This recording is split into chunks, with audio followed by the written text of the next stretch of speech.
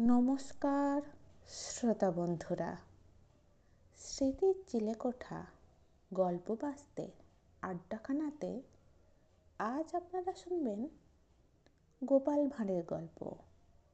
গল্পের নাম রাতের আওয়াজ।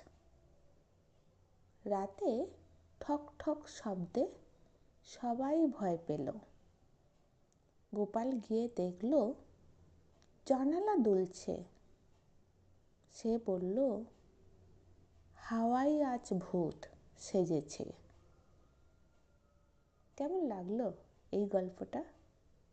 যদি ভালো লেগে থাকে তাহলে লাইক করবেন, শেয়ার করবেন। আর এই ধরনের আরও নানান স্বাদের গল্প শুনতে চাইলে স্মৃতির চিলেকোঠা চ্যানেলটাকে সাবস্ক্রাইব করে আমাদের সঙ্গে থাকবেন। ভালো থাকবেন।